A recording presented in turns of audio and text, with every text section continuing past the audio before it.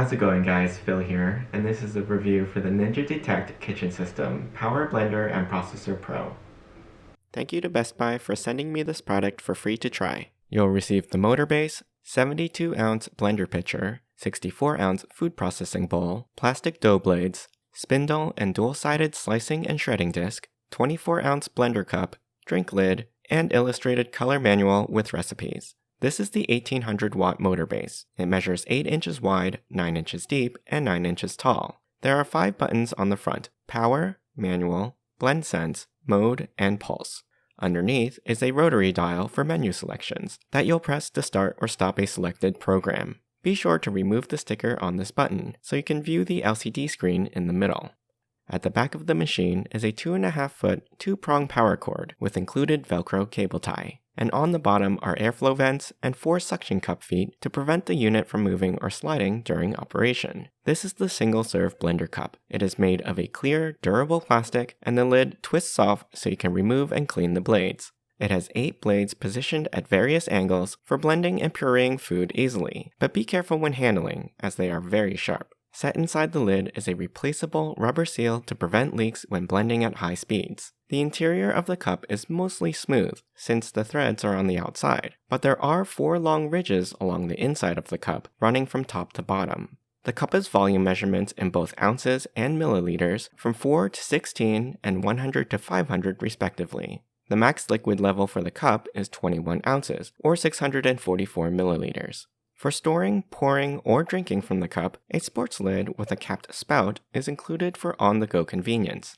I like that the lid snaps up out of the way when you want to drink or pour from the cup. This is the blender pitcher, which measures 10 inches tall, 8 inches wide including the handle, with a 6-inch square footprint. On top is a flip-up lid over the corner pour spout. When you press the release button, the handle pops up, allowing you to lift the lid off easily. When the handle is snapped back in place, the lid will be locked on securely and can't be pried off. The 3-tier blade spindle must be removed from the pitcher before pouring out its contents, as they're not attached and would simply fall out otherwise. The pitcher is marked in half-cup increments from 1 to 8 cups and 8 to 64 ounces, which is the liquid max capacity. The other side has metric measurements from 200 to 1,900 milliliters in 100 milliliter increments. One thing to note is that the handle on the lid cannot be laid flat unless it's installed on the pitcher. This is to ensure that you store the lid and pitcher together with the blades secured inside. The food processing bowl allows you to shred, slice, and make dough with this kitchen system. It measures 9 inches wide, including the handle, and the bowl has a 7-inch diameter and is 10.5 inches tall, including the chute. It comes with a plastic pusher for the food chute, and to remove the lid, press the release button on top of the handle and turn it counterclockwise. The bowl is pre-installed with the 3-tier metal chopping blades, which lifts out easily and can be quickly replaced with the plastic dough hooks and spindle for the slicing and shredding disc. You'll use the 2 large finger holes to safely pick up and handle the disc. When replacing the lid, line up its tabs with the grooves in the rim of the bowl and turn clockwise until it clicks into place.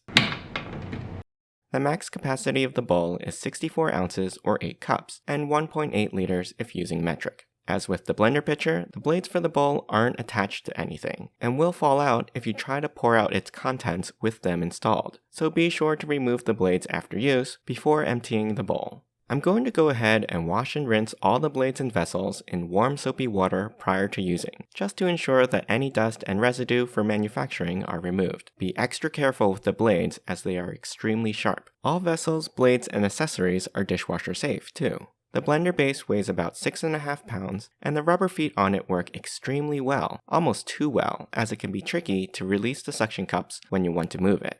I like to tilt the base slightly and slide a fingernail under each suction cup to pop it off my countertops. If you need to set it down temporarily, I recommend placing it on a dish towel until you're ready to stick it in place for blending. The blender cup is great for making smoothies, salsas, chutneys, and dips. Just remember to add liquids like yogurt and milk to the cup first, then stack your other ingredients in order of firmness, like fruits and veggies, powders, nuts and seeds, then topping off with any sticky ingredients like sweeteners or frozen items like ice, as these will end up closest to the blades when you flip the cup over, and will result in a more thorough and consistent blend. When you turn the machine on, if no vessel is installed, the screen will flash 2 lines and the word install until you lock a vessel in on top. When installing the cup, note the 4 tabs on the cup which will line up with the notches on the base, then just twist to lock. The default mode is BlendSense, and all you need to do is press the dial in to start the program.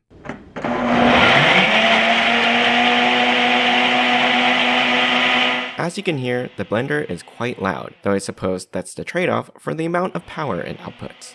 BlendSense will detect the contents of the vessel and automatically select the power and amount of time for blending to a smooth result. You can press the button again at any time to stop the program. Since the smoothie cup wasn't full, some of the yogurt and honey stuck to the top and didn't get mixed in all the way. However, a few quick shakes and another 30 seconds of blending helped finish the job. Swapping the blades for the drink top was quick and easy, and I like that it has a leak-free seal, while still being super easy to pop up and drink or pour from. The final texture of my smoothie was very silky and not gritty at all, even with chia seeds in the mix. However, I found when pouring, the shape of the spout was prone to leaving drips on the mouthpiece.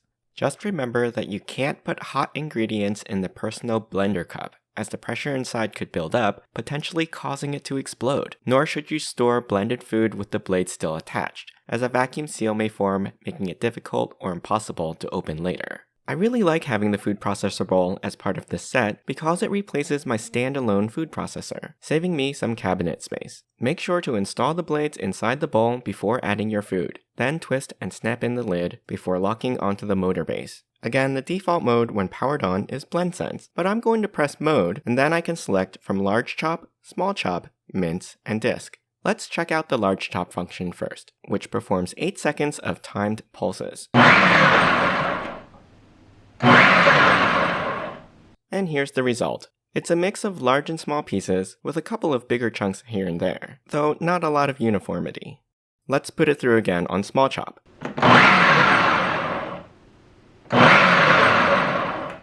which pulses quickly for 15 seconds this time. Here, the pieces are much more uniform in size and texture, and this could be used for mirepoix, chutneys, or chunky salsa.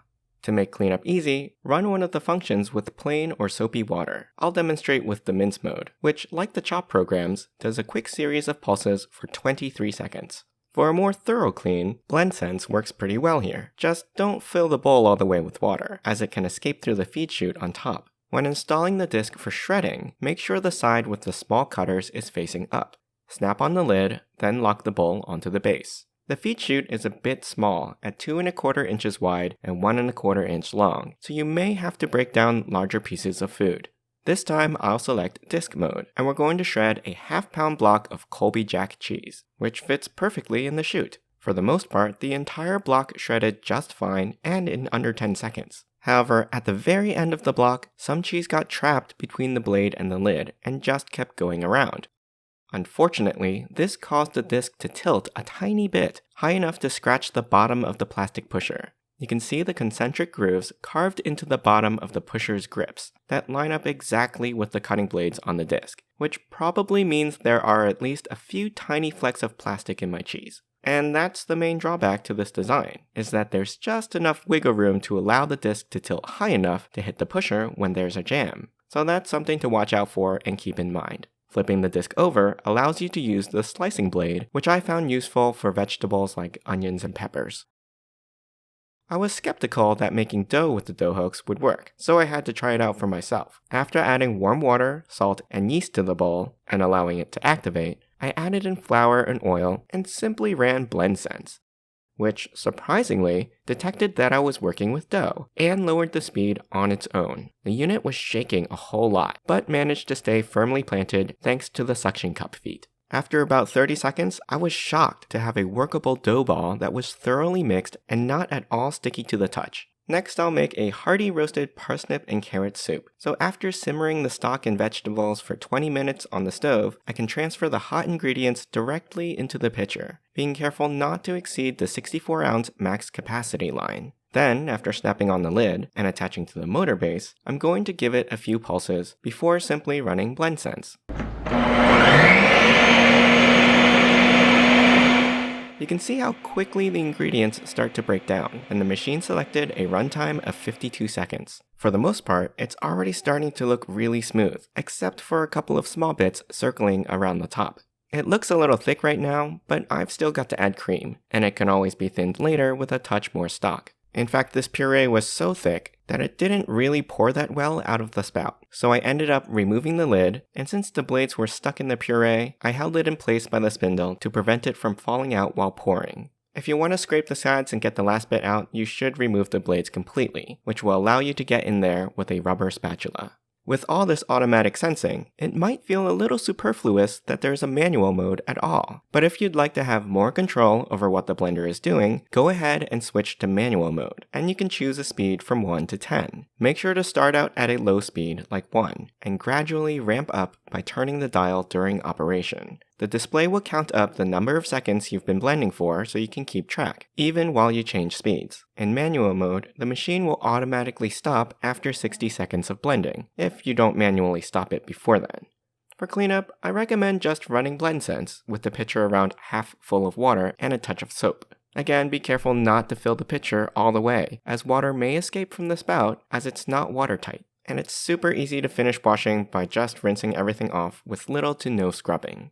Overall, the Ninja Detect TB401 kitchen system performed well both as a blender and food processor, while using the same 1800 watt motor base. With the pitcher installed, it's 17.5 inches tall and still fits under my cabinets for storage. From smoothies to frozen drinks, bread doughs, and hearty soups, BlendSense makes most jobs a simple one-touch operation, though pulse and manual controls are still available for times when you want more control over the final result. I hope you enjoyed this review. You can ask me any questions in the comments. I'll put a link to the product in the description below. Don't forget to subscribe to my channel and join me next time.